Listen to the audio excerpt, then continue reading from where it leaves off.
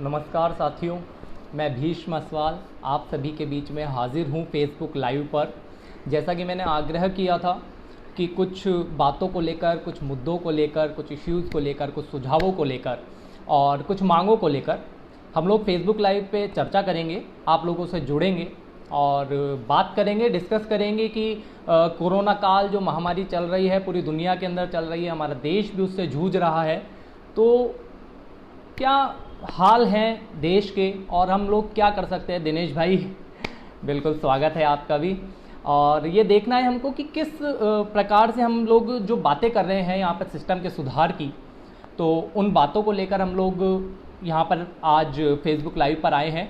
तो सभी साथियों का स्वागत है। धीरे धीरे आप लोग बहुत जल्दी जुड़ रहे हैं, बहुत बहुत शुक्रिया, बहुत आभार आपका। सभी लोग आए हैं, सावन आए हैं, निशु भाई आए हैं। सबका नाम नहीं ले पाऊंगा तो बुरा मत मानना साथियों, बहुत जल्दी से लिस्ट कवर होती जा रही है, कुछ ही चेहरे में देख पा रहा हूँ। खैर बहरहाल आप लोगों के जो भी सवाल यहाँ पर आएंगे, आकाश मेरे भाई, जैसे भी आप लोगों के सवाल यहाँ पर आएंगे उनका भी जवाब देने की कोशिश करूँगा। और मैंने आग्रह किया था खास करके उन लोगों से कि आप लोग जुड़ें और जो भी सवाल कमेंटों के माध्यम से कुतर्क करते हैं, विपक्ष का भूमिका निभाते हैं और मेरे दिल अजीज मित्र हैं, मेरे भाई हैं, वो लोग भी आएँ तो खुलकर चर्चा हो सके, खुलकर बात हो सके। इसीलिए फेसबुक लाइव के माध्यम से हम लोगों ने जुड़ने का आज प्रयास किया था। अगर आप लोगों को वीडियो देखने में या साउंड क्वालिटी में कोई अगर दिक्कत आ रही हो तो कृपया कमेंट में मेंशन कर दीजिएगा, मैं यहाँ पर पढ़कर कोशिश करूँगा उसको सुधारने की। और बहुत एक कम शब्दों के अंदर, कम समय के अंदर अपनी बात को यहाँ पर रखने की हम लोग कोशिश करेंगे, प्रयास करेंगे कि एक अच्छा कंस्ट्रक्टिव यहाँ पर सोच के साथ हम लोग कुछ अच्छा यहाँ से डिस्कस करके निकले। तो 3, 4, 5 मुद्दों को लेकर मैं आप लोगों के साथ में जुड़ा हूँ। वो मुद्दे हैं, शिक्षा की बात करेंगे, चिकित्सा की बात करेंगे, सरकार की बात करेंगे। ये तो मतलब जायज़ सी बात है कि सरकार की तो बात होगी ही। सरकार की बात करेंगे, मीडिया की बात करेंगे। जी हाँ, मीडिया की बात करना भी ज़रूरी है इस दौर के अंदर। और धनवान की बात करेंगे, मजदूरों की बात करेंगे। बस 5-6 मुद्दे हैं, 5-6 मुद्दों को लेकर आप लोगों से बात करेंगे। तो शुरुआत करते हैं। बहुत सारे लोग आ गए हैं, बहुत सारे लोग आ भी जाएंगे, बाद में भी देख लेंगे।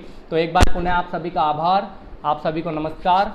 मैं भीष्म असवाल अपनी बात शुरू करता हूँ इसी बात को लेके कि आओ वो बात करें, कि आओ वो बात करें जो हर बात पे भारी हो, कि आओ वो बात करें जो हर बात पे भारी हो, कुछ बात तुम्हारी हो, कुछ बात हमारी हो।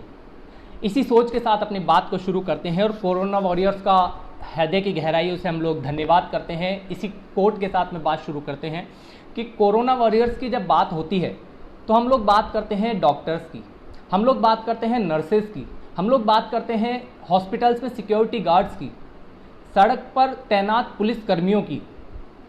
उन पर बहुत सारी परेशानियां भी आ रही है, बहुत सारी तकलीफ़ें भी उनको उठानी पड़ रही है और उनके ऊपर हिंसा भी हो रही है। इस बात को नकारा नहीं जा सकता, चाहे वो इंदौर हो, चाहे वो कोटा हो, चाहे वो पंजाब हो। हर जगह ऐसे मार्मिक ऐसे दृश्य देखने को मिल रहे हैं जिनसे मतलब कि सिहर से जाते हैं अंदर से कि कैसी लोगों की सोच है कि जो आज आपको बचाने के लिए अपना घर बार छोड़कर अपने जीवन को दांव पे लगा कर निकले हैं, उन लोगों के साथ भी हम लोग छल कर रहे हैं, उन लोगों को हम लोग मार पिटाई कर रहे हैं। बिल्कुल सरासर गलत है। तो मैंने आपको बताया कि डॉक्टर्स को, नर्सेस को, सिक्योरिटी गार्ड्स को हॉस्पिटल में जो तैनात है और पुलिस वालों को, इन लोगों को हम लोग कोरोना वॉरियर्स मानते हैं। और एक दबी सी आवाज़ आती है कि सफाई कर्मी भी हमारे कोरोना वॉरियर्स हैं।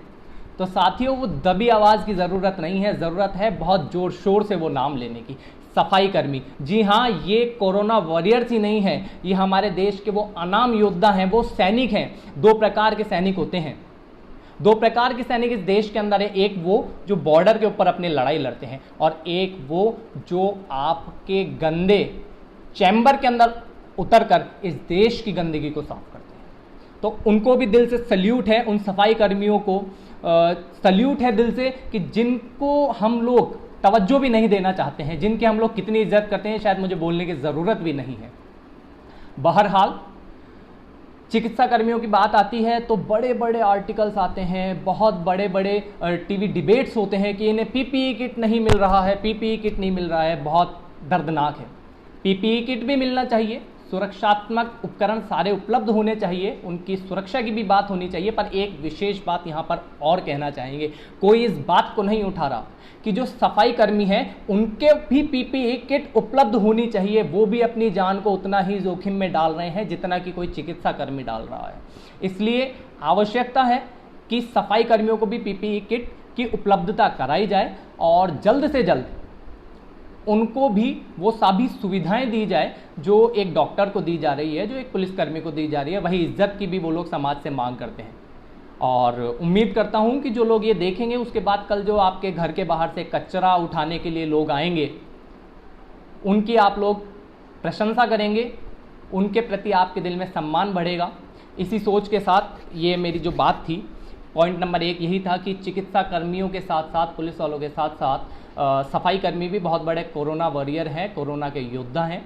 उनको भी बहुत बहुत हम लोगों को आभार प्रकट करना चाहिए। और इन पर शोषण भी हो रहा है, इनके साथ भी मार पिटाई हो रही है, इस पर भी हमको ध्यान देना चाहिए, सरकार को ध्यान दिलाना चाहिए। ये हम सभी की ड्यूटी है, हम सभी की जिम्मेदारी है। तो 3-4 पॉइंट लिखे हैं और उनको पॉइंट से नहीं भटक जाऊँ इसलिए थोड़ा देखता भी रहूँगा। आप लोग तो एग्जाम्स में भी चीटिंग कर लेते हैं, मैं थोड़ा सा देख के भी बोल लूँगा जिससे कि इधर उधर ना निकल जाऊँ। भावनाओं के अंदर बहुत लंबी बात भी कर जाता हूँ, पर पॉइंट टू पॉइंट आज करने की कोशिश करूँगा बात को, कि कम शब्दों के अंदर कम समय के अंदर बात हो सके। क्योंकि मुझे पता है कि आप सभी लोगों के पास समय भरपूर है, फिर भी समय नहीं है। इस परेशानी से मैं भी जूझ रहा हूँ। खैर, एक बात को कहूँ तो खुद की लिखी हुई पंक्तियों से शुरू कर देना चाहूँगा कि धनवान के लिए है सब आसान, कि धनवान के लिए है सब आसान, सत्ता सुख भोगे धनवान। धनवान के लिए है सब आसान, धनवान के लिए है सब आसान, सत्ता सुख भोगे धनवान। गरीब बेचारा मरे बिना सामान। यही है मेरा प्यारा हिंदुस्तान, जहां पर काशी के अंदर फंसे हुए लोगों को, जहां पर हरिद्वार के अंदर फंसे हुए लोगों को विशेष लग्जरी बसेस की सुविधा उपलब्ध कराकर सकुशल उनके गृह क्षेत्र में छोड़ दिया जाता है, उनके घर पहुंचा दिया जाता है। कोई आवाज़ नहीं उठती, कहीं से कोई बात नहीं आती कि ऐसा देश में हुआ भी था क्या। जी हाँ, सॉलिड जर्नलिज्म है हमारी भी। देश के नामी ग्रामी मीडिया हाउसेज हैं जो आजकल कॉरपोरेट हाउसेज बन गए हैं, वो बिल्कुल सारी सूचनाएं ईमानदारी से पहुंचा रहे हैं। खैर, यहाँ तक तो ठीक था, पर एक बात को आप लोग देखिए कि कोटा से स्टूडेंट जा सकता है, तो जब आवाज़ उठती है कि भैया क्या ये लॉकडाउन का उल्लंघन नहीं है, तो कहा जाता है कि नहीं नहीं भैया, 14-15 दिन ये लोग पहले ही सेल्फ क्वारंटाइन में रह चुके हैं और इनकी स्क्रीनिंग करी जा रही है और उसके बाद में इनको भेजा जा रहा है। तो भैया कृष्ण भाई बहुत बहुत सलाम, आप भी बहुत अच्छा लिखते हैं।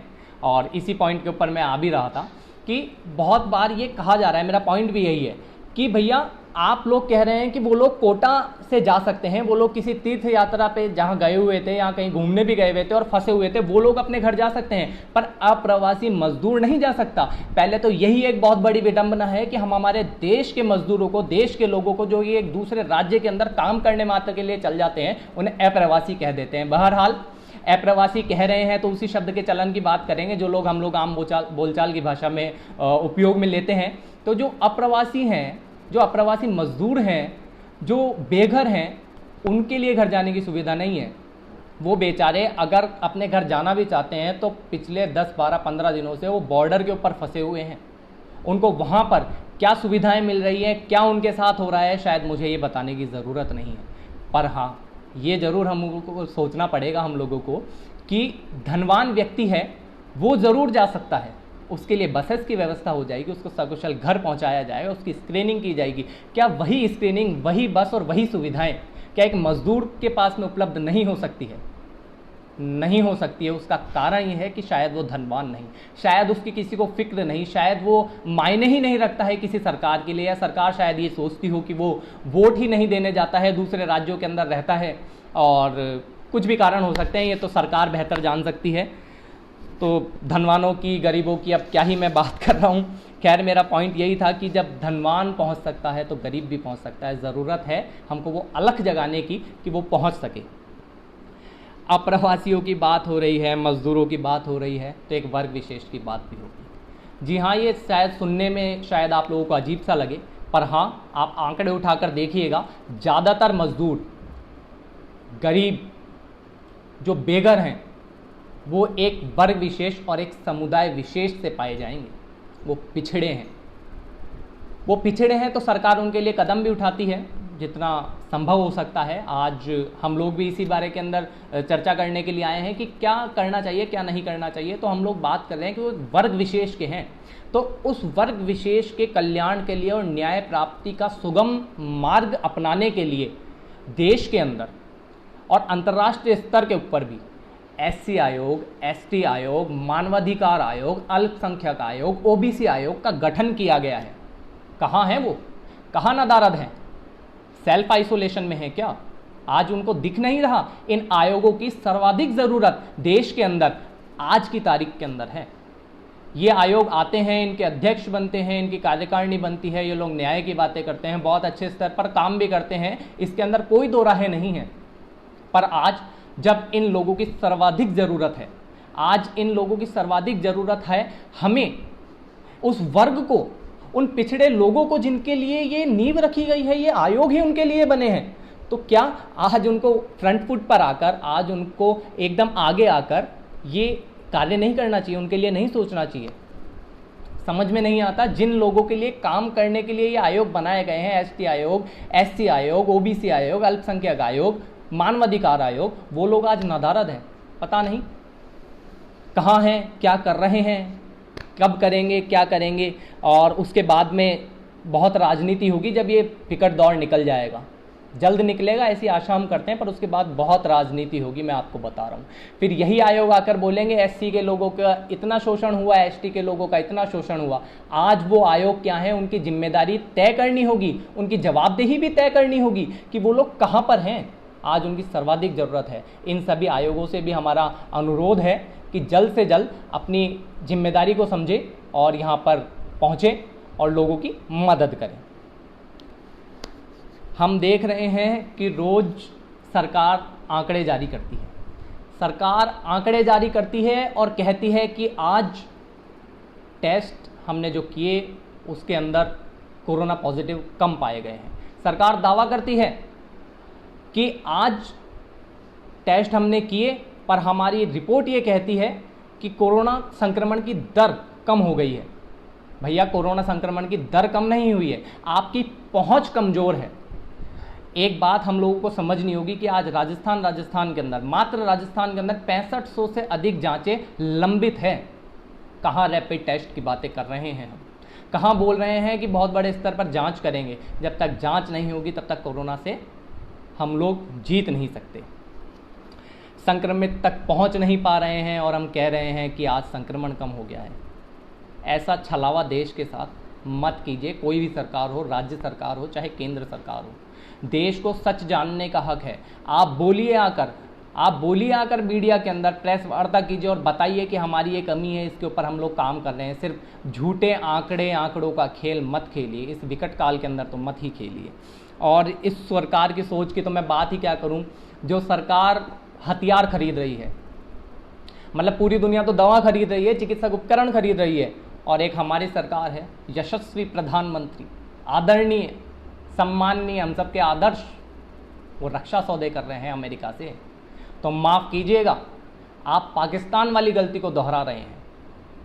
पाकिस्तान ने भी अपनी आवाम के लिए कुछ और ना करके सिर्फ हथियार खरीदे, परमाणु हथियार ले रहा था और बताता था दुनिया को कि देखो हमारे पास में ये हथियार है, कोई देश हमसे उलझने की कोशिश ना करे, ज़रूरत ना करे।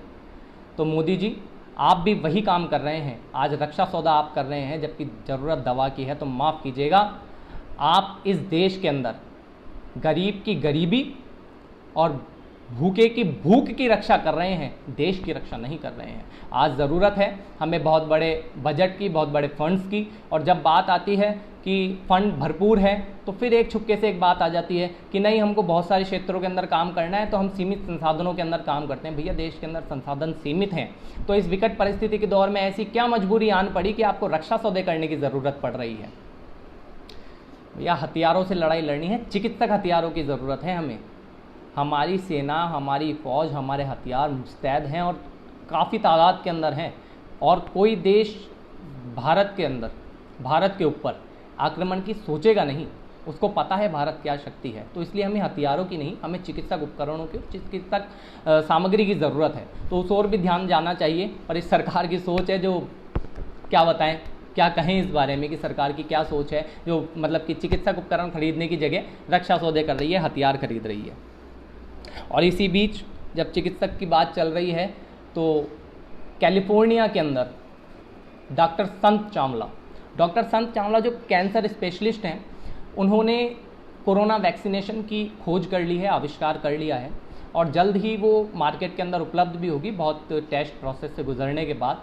पर यहाँ पर ध्यान देने वाली बात यह है कि दिन रात सोशल मीडिया के ऊपर नफरत से भरे हुए जहरीले लोगों के द्वारा जहर उगला जाता है कि आरक्षण आरक्षण आरक्षण आरक्षण वाले देश को सर्व नहीं करते हैं, आरक्षण वाले लोगों में योग्यता नहीं होती है।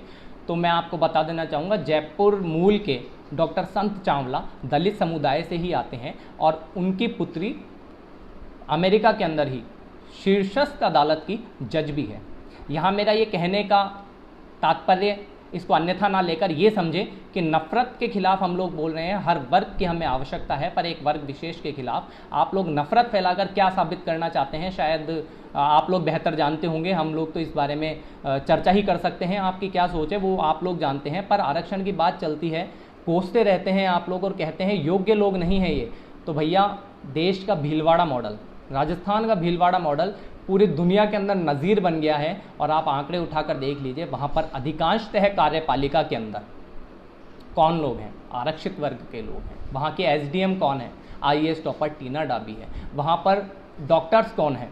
आप जाकर देख लीजिए, वहाँ पर शीर्षस्थ लोगों ने कमान संभाली, वो किस वर्ग से आते हैं। हम लोग जाति धर्म के अंदर उलझना नहीं चाहते हैं, पर ये बातें करना ज़रूरी हो जाता है उन लोगों के लिए जिनकी सोच को सुधारना ज़रूरी है।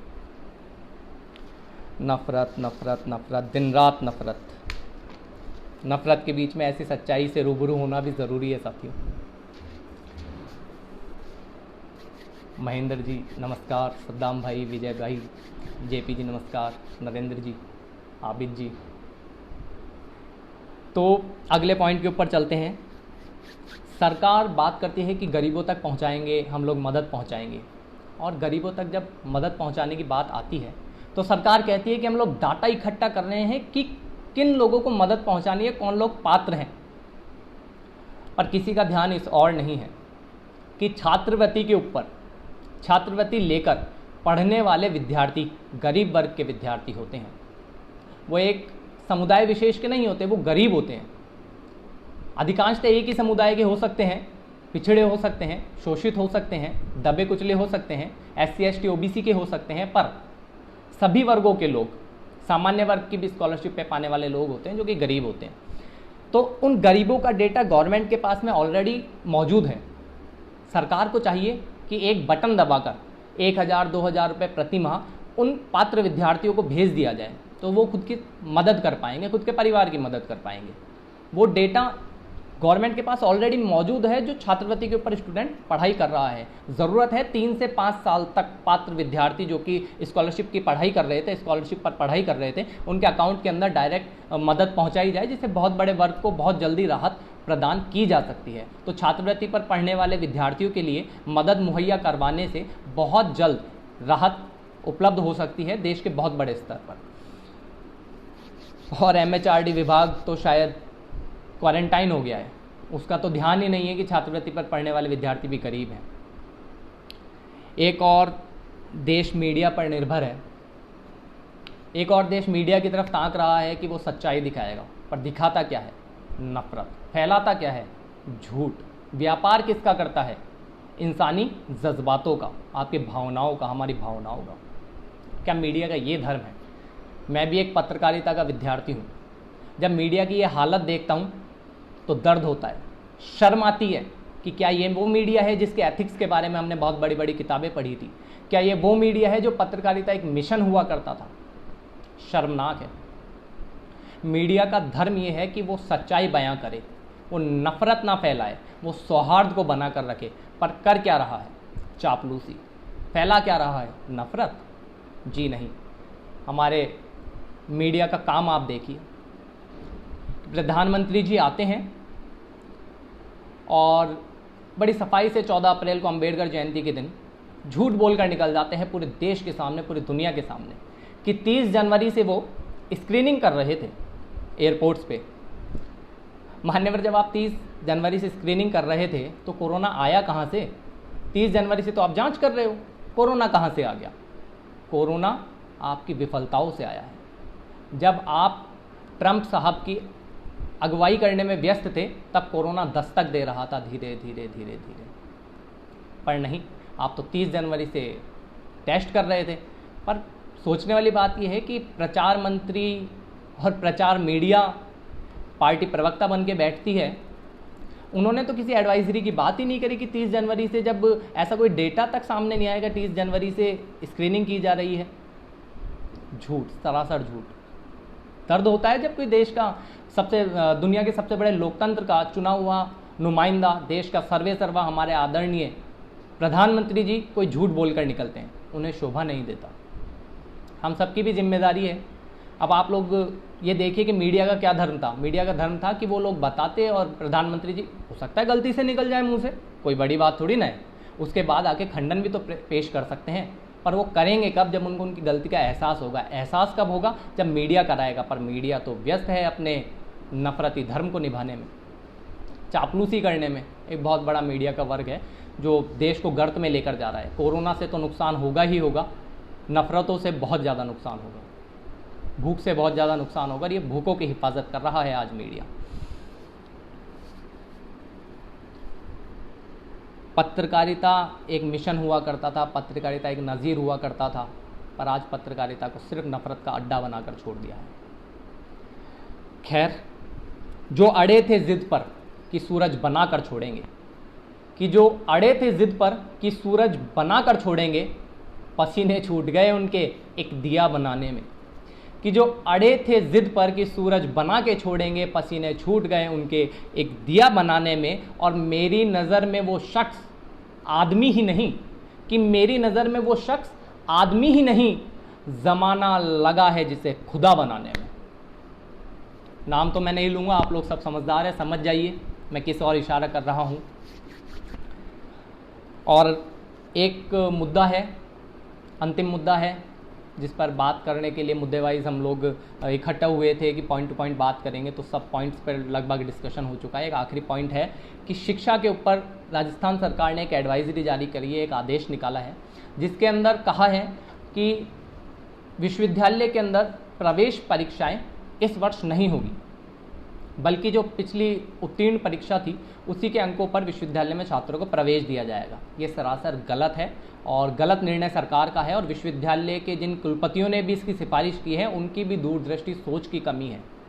मेरे एक बहुत अच्छे दिल अजीज़ अनुज हैं और महाराजा कॉलेज के अंदर मेरे जूनियर भी रहे हैं, बहुत अच्छे साथी मेरे कृष्ण ने भी लिखा था इस बारे में, और मैंने भी इस बात को उठाया था बहुत प्रमुखता से कि ये दूरदर्शी सोच की कमी है कि जब एक पात्र विद्यार्थी प्रवेश नहीं पाएगा तो कैसा शिक्षा सुधार हो पाएगा।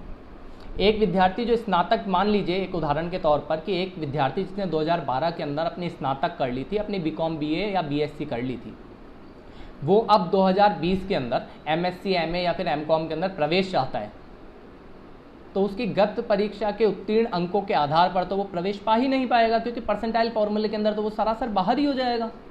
तो इस आदेश को दोबारा से रिवाइज करने की ज़रूरत है और हमारे कुलपतियों से भी आग्रह है, उनको भी हम लोग मांग करते हैं और मांग करेंगे भी प्रमुख तौर पर कि ऐसी प्रवेश परीक्षाओं पर से रोक हटाई ना जाए, प्रवेश परीक्षाएं जारी रहे, जिससे कि बेहतरीन मैदा देश के छात्रों का एक विश्वविद्यालय के अंदर पढ़ सके, सभी छात्रों की वहाँ तक पहुँच सुलभ हो पाए, सभी छात्र प्रवेश ले पाएँ।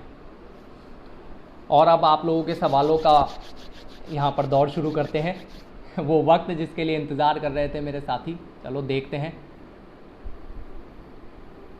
रोहिताश भाई धन्यवाद, देवांग धन्यवाद, अनीश, महेंद्र जी, दिनेश भाई शुक्रिया, निखिल जी, सिद्धार्थ भाई आप भी आ गए, पत्रकार जी, संजय भाई बहुत आपने सही बात की, गरीब आदमी को सबसे ज़्यादा परेशानी हो रही है, तो इस बारे में हमने बहुत सोच विचार कर बहुत अच्छा कहने की कोशिश की है।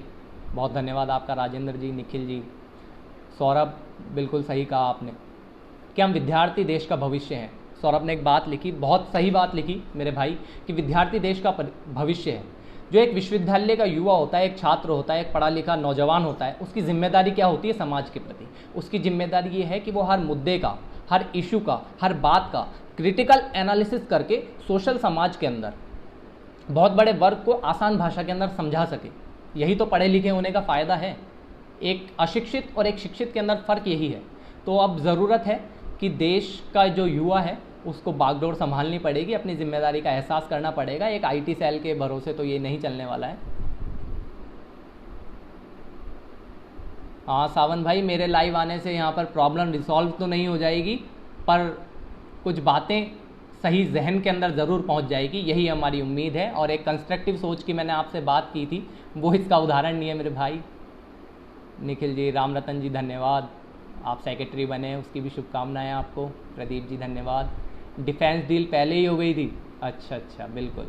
उसका पैसा कब रिलीज़ हुआ ये भी जानकारी आप निकाल लीजिए। विजय भाई धन्यवाद। जेपी जी, नरेंद्र जी, महासचिव साहब चतर भाई धन्यवाद। राम जी, राम, जय भीम, जय जी। नेमी जी, अर्पित जी, गौरव जी धन्यवाद। सद्दाम जी बहुत बहुत धन्यवाद। बात कहने की कोशिश की, अच्छी बुरी अपने आप लग जाती है। सद्दाम जी धन्यवाद। विमल जी पायला धन्यवाद। महावीर जी भाई साहब आपको प्रणाम, आप हमारे बड़े हैं, आप प्रेरणा स्रोत के रूप में हैं हमारे बीच में, बहुत बहुत धन्यवाद। कमलेश जी बहुत बहुत धन्यवाद। नवाब साहब जयपुर के, मोनू जी आपका भी धन्यवाद। विष्णु भाई शाहपुरा से आपका धन्यवाद। विकास जी बहुत बहुत धन्यवाद आपका। महेंद्र जी बिल्कुल, ये तो बहुत बड़ी मार्मिक बात कह दी आपने महेंद्र जी की। भाई अब रिजर्वेशन फाइनेंशियल कंडीशन के अकॉर्डिंग नहीं दिया जाना चाहिए क्या? नहीं मेरे भाई, रिजर्वेशन की नींव यह थी कि वो एक गरीबी उन्मूलन कार्यक्रम नहीं था, वो सभी वर्गों को एक समान स्तर पर लाने के लिए एक सुधार का कार्यक्रम था देश के लिए। उसकी नींव को आपको पढ़ना चाहिए। जिस दिन वो सुधार आ जाएगा उस दिन रिजर्वेशन को ख़त्म कर देना चाहिए। हम तो खुद इस बात के हामी हैं। विनोद भाई धन्यवाद। नरेंद्र जी धन्यवाद। गौरव जी धन्यवाद। संजय भाई धन्यवाद। इंदौर से जुड़े हैं जुनैद भाई, इंदौर के अंदर बड़े हाल ख़राब है, ध्यान रखिएगा आप। राजीव जी धन्यवाद। कपिल बहुत बहुत धन्यवाद आपका। दिनेश जी दौसा से आपका भी बहुत बहुत धन्यवाद। नहीं गौरव जी, मोदी जी के तो दीवाना है पूरा देश, आपको ऐसी कैसी बातें कर रहे हैं आप लोग? मोदी जी का तो देश दीवाना है, दीवाना दीवाला आप खुद समझ लीजिए। सुभाष जी धन्यवाद। गौरव जी, देवांग बहुत धन्यवाद और आपको शुभकामनाएं। अभी आप सरकारी सेवाओं में चयनित हुए हैं देवांग। विजय मारवाल जी धन्यवाद। बिल्कुल कपिल, सभी फैक्ट्स को बताना चाहिए, इस बारे में खुलकर चर्चा की है मीडिया के एथिक्स के बारे में हम लोगों ने। विजय सिंह आर्य धन्यवाद, कोटपुतली से हैं, बहुत शानदार आप व्यक्तित्व के धनी हैं, बहुत अच्छे आंदोलनों के अंदर आप भाग भी लेते हैं। विजय जी धन्यवाद। कृष्ण भाई धन्यवाद दोबारा आपका, और मैंने आपकी बात को भी गंभीरता से लिया। गजेंद्र जी धन्यवाद। चिराना साहब बिल्कुल दिनेश जी, इस बारे में हमने बात की कि वैश्विक आपदा में नफ़रतों का दौर जारी है, कि ये दौर बहुत बुरा है, मिलकर संभालो इसे, हटा दो इसे, ये दौर बहुत बुरा है, मिलकर भुला दो इसे, ना तेरा ना मेरा, ना हिंदू ना मुस्लिम, ये देश है सबका, मिलकर बचा लो इसे। अजय जी, अजय मेरा भाई VCA वाला, बहुत धन्यवाद आपका। मोहसिन जी धन्यवाद। अमित जी धन्यवाद। भंवर जी धन्यवाद। राजनीतिक बातें फिर बिल्कुल ज़रूर करेंगे, इस बारे में चर्चा करेंगे। अरे कैसी बातें कर रहे, बेगू में ऐसा हुआ है तो कार्रवाई होनी चाहिए, सरासर गलत है, बिल्कुल कार्रवाई होनी चाहिए। गौरव जी, पवन जी, अभिषेक गोठवाल जी धन्यवाद आपका। मुरलीपुरा में बंदरों को पतंग काटने की टेक्निक आप सिखा रहे हैं, बहुत बहुत धन्यवाद आपका भी। राहुल महीत जी धन्यवाद। भरत जी धन्यवाद। धीरज भाई धन्यवाद। विजय जी धन्यवाद। विजय परेवा जी धन्यवाद। कुलदीप जी धन्यवाद। आप सबके सवाल हैं, ज़्यादा से ज़्यादा सवाल लेने की कोशिश कर रहा हूँ, और ये जो टाइम ज़्यादा चल रहा है मेरे को पता है आप लोग बोर भी हो रहे होंगे, पर मैं कोशिश कर रहा हूँ कोई ऐसा मुद्दा ना छूट जाए जिस पर बात करनी यहाँ पर ज़रूरी थी। मगराज जी धन्यवाद। अमित जी धन्यवाद। विजय जी धन्यवाद। हितेश जी धन्यवाद। विनोद भाई बहुत बहुत धन्यवाद। आप समाज सेवा के लिए उत्कर्ष कार्य कर रहे हैं। आप लोगों को तो सलाम है विनोद भाई, आप मेरे बहुत दिल अजीज़ मित्र भी हैं और जिस प्रकार से आप लगे हुए हैं कार्य करने में, आपको सलाम है हमारा भाई विनोद जी। प्रमोद जी धन्यवाद। बिल्कुल आपने सही बात की महेंद्र जी, बहुत अच्छी जो पोस्ट पर हैं उन लोगों को रिजर्वेशन क्यों। महेंद्र मेरे भाई, रिजर्वेशन की नींव ही ये थी कि सभी स्तर के ऊपर लोग पहुंच पाएँ और वैश्विक स्तर पर सुधार कर सकें। तो मैंने आपको जैसे बताया इसकी नींव को पढ़ने की आवश्यकता है। बिल्कुल धन्यवाद। बिल्कुल देवांग आपका भी ये सुझाव बहुत अच्छा है। अफरोज़ अंकल धन्यवाद, शुक्रिया, आभार, आप ध्यान रखें आपकी तबीयत का भी। विष्णु भाई धन्यवाद। मोहनलाल जी आपका भी बहुत बहुत धन्यवाद। तो लगभग सभी विशेष सवाल हम लोगों ने ले लिए हैं, हर एक बात को करने की आप लोगों के बीच में कोशिश की है और एक सुझाव के तौर पर हमारे कुछ मांगे भी यहाँ पर रखी है, सुझाव भी यहाँ पर रखे हैं और कोशिश ये की है कि एक सोच जो नफ़रती सोच है उसको हटा दिया जाए और एक बहुत बड़ा वैश्विक महामारी का दौर है, उसके अंदर ज़रूरत है कंस्ट्रक्टिव सोच की। तो आप सभी साथियों का बहुत बहुत आभार, बहुत बहुत धन्यवाद। दोबारा किसी मुद्दे को लेकर, किसी बात को लेकर, अच्छे विचारों को लेकर जुड़ेंगे, तब तक के लिए बहुत बहुत आभार, बहुत बहुत धन्यवाद। जय हिंद, जय भारत, जय संविधान। आप सभी लोग घरों में रहें, सुरक्षित रहें, एकजुट रहें, प्रेम से रहें, सौहार्द बनाकर रखें। बहुत बहुत आभार, बहुत बहुत धन्यवाद। मैं भीष्म अस्वाल आपका भाई, बहुत शुक्रिया।